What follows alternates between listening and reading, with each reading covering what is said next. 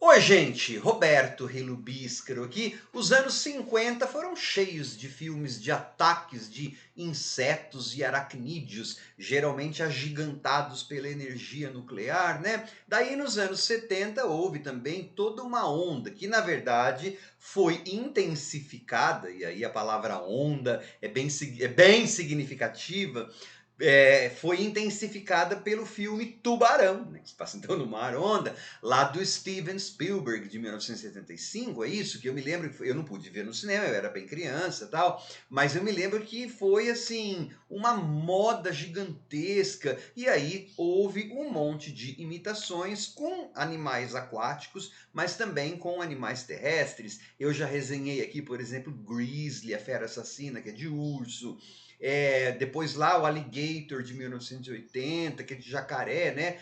E tem outros, e só que eu não tinha resenhado ainda um que tá tão fácil agora em outubro de 2024 para as pessoas que assinam a Amazon Prime, que é o Piranha, né? Que tá lá no catálogo da Amazon Prime. O roteiro do filme Piranha é o primeiro roteiro, inclusive, primeiro trabalho do John Sayles, que é o roteiro do roteirista do Alligator, lá de 1980, e depois virou diretor famoso lá do Homens Armados, tal, né? Dirigido pelo Joe Dante, que depois trabalharia com o Spielberg em Gremlins. Eles já eram amigos. Na verdade, o estúdio, porque esse Piranha foi lançado em 1978 e o cartaz, né, e algumas sequências, especialmente a sequência de abertura, são cópias assim, deslavadas do Tubarão, né? E o estúdio queria processar o Roger Corman, tadinho do Roger Corman, e um dos meus heróis, assim.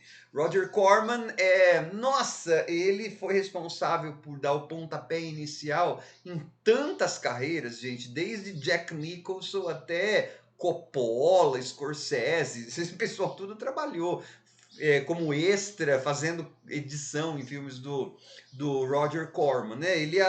Era pão duro, fazia filme assim, com US$ 5 e arrecadava lá o dinheirinho que desse para arrecadar. E aí o estúdio lá do Tubarão queria processar o Roger Corman nessa época, em 78, até porque sairia o Tubarão 2. Aí o Spielberg, que era amigo do Joe Dante já, gostou do filme do Piranha. Ele falou, deixa de lado isso, né? Deixa o Roger Corman ganhar.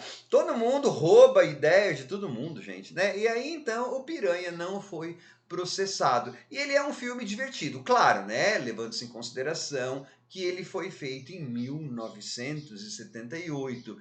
Só que para driblar o baixo orçamento, o que se destaca nesse filme é a edição. Na hora dos ataques das piranhas, se você prestar atenção, as pessoas na verdade só estão assim na boia, brincando nas boias, fazendo movimento, mas elas não saem do lugar. Só que a edição é frenética, a edição é raivosa, tão raivosa quanto os ataques dessas piranhas, que aí fica tudo vermelhinho, a água, e tem o efeito sonoro também, é muito bom. Né? Porque assim, se você perceber, tem gente lá que tá com as pernas na água, as piranhas começam a atacar. Gente, não é uma baleia que tá te puxando para baixo, são piranhas. Pode estar doendo, mas você consegue tirar o braço, né? Ou a perna do rio. Não, as pessoas morrem sem tirar a perna, né, do rio. Só que antes de falar um bocadinho sobre esse clássico, né, eu gostaria de convidá-los a se inscreverem no canal Robertando, curtir os vídeos, compartilhá-los. Agradeço bastante. Ele é assim, ele é um filme barato. Depois teve o Piranha 2, que elas eram voadoras. E teve uma refilmagem para a TV de 95, que eu não me lembro de ter visto. Eu lembro de ter visto cenas. E depois, claro, teve o Piranha 3D, né? Teve vamos supor, uma mini franquia. Nesse aí, então é assim, tem um casal, bem ao estilo Tubarão, abre o filme com esse casal invadindo um lugar lá à noite, e para nadar, eles vão nadar pelado à noite, num lugar que eles não conhecem, e aí eles são comidos pelas piranhas. E então aí depois já muda para nossa protagonista. Os dois protagonistas são tão sem gracinha, já a maioria deles tudo morreu já, os atores, inclusive esses protagonistas, né? A moça, tudo, Heather, não sei das quantas. Ela é contratada para achar o casal, ou uma das pessoas lá do casal, uma parte do casal que desapareceu. Então ela acaba caindo lá de paraquedas na montanha, em que tem essa coisa aí, que a gente vai descobrir depois, num monte, numa tonelada de exposição, assim, que é uma instalação secreta do exército, que estava trabalhando com piranhas para colocar, geneticamente alteradas, para colocá-las no sistema de rios do Vietnã do Norte, lá, porque era anos 70, já tinha acabado a guerra do Vietnã, mas eles usaram isso aí, né? Vamos colocar as piranhas lá, não sei o quê. Aí essa moça, ela acaba pareando com um bebum que tem lá, que é meio guarda, sei lá o que ele é. Ele é um bebum que fica cuidando de alguma coisa lá. E aí esses dois protagonistas, para tentar achar os corpos, né? O que aconteceu com as pessoas que essa moça está procurando, eles esvaziam lá a piscina, o lago, a reserva, e aí tem um cientista que está falando, não faz isso, e eles fazem. Então, assim, gente, é o próprio protagonista, são os próprios protagonistas que são culpados pelo desastre do filme. Depois eles ficam tentando culpar todo mundo, é o governo, é o exército, é a pessoa que não ouviu. Só que eles é que drenaram aquele lugar e não ouviram as respostas, os pedidos do cientista. E aí, então, o que você tem é assim, são essas piranhas atacando lugares, tá? E no meio tempo, entre um ataque e o outro, muita conversa sem graça, é nos anos 70, então não tem muita coisa acontecendo, e coisas do tipo assim, ó.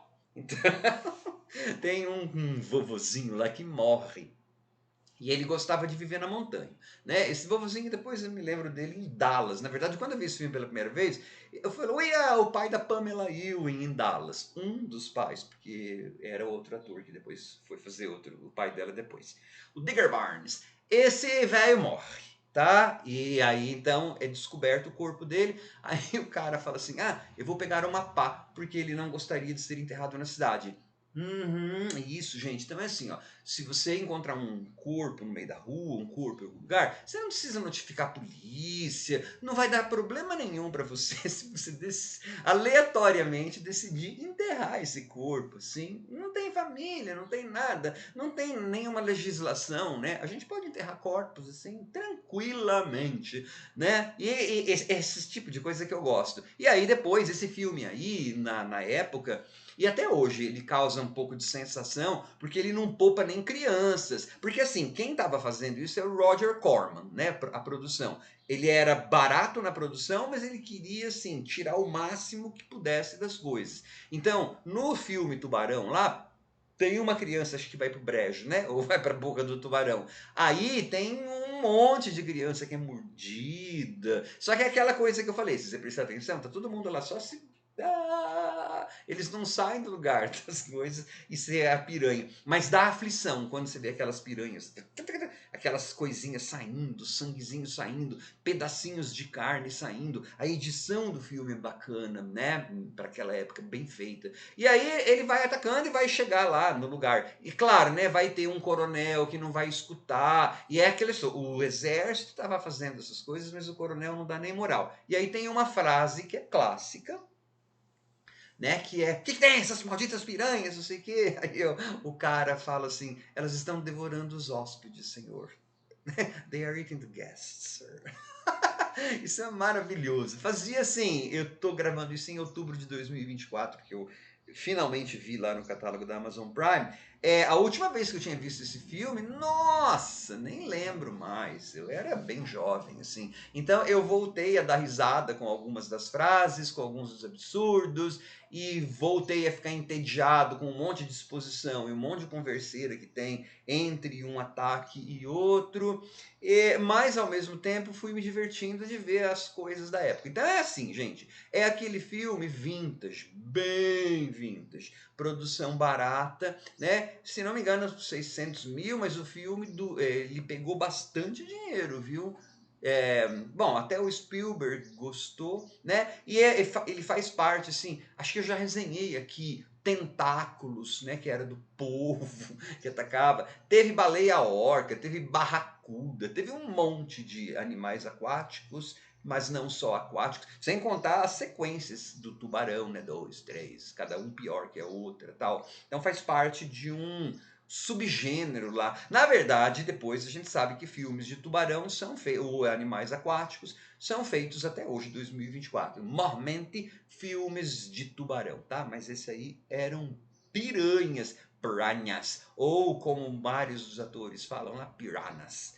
Ele é divertido desde que você leve em conta que ele foi feito em 1978. Então, pode ser que um celularzinho para você ir se divertindo com alguma coisa enquanto eles estão lá blá blá blá blá blá, e aí na hora do blá, você escuta lá e vê, é a piranha que tá atacando. E aí você assiste as carninhas caindo assim. Elas atacam até uma balsa, comem as linhas da balsa, né? Não faz muita pergunta qual é a lógica, por exemplo, por que que determinada pessoa pula na água para salvar uma pessoa quando ela acabou de dizer esse rio está infestado de piranhas, ou mesmo assim, né? Por que que ela pega a balsa? Para isso ela sabe que o rio está infestado de piranhas. Por que que ela não foi seguindo a margem do rio a pé? Ou por que que ela não foi seguindo a margem do rio de carro? Alguma coisa assim. Não faz muita pergunta, né? É só se divertir com mais um filme de animais assassinos lá dos longínquos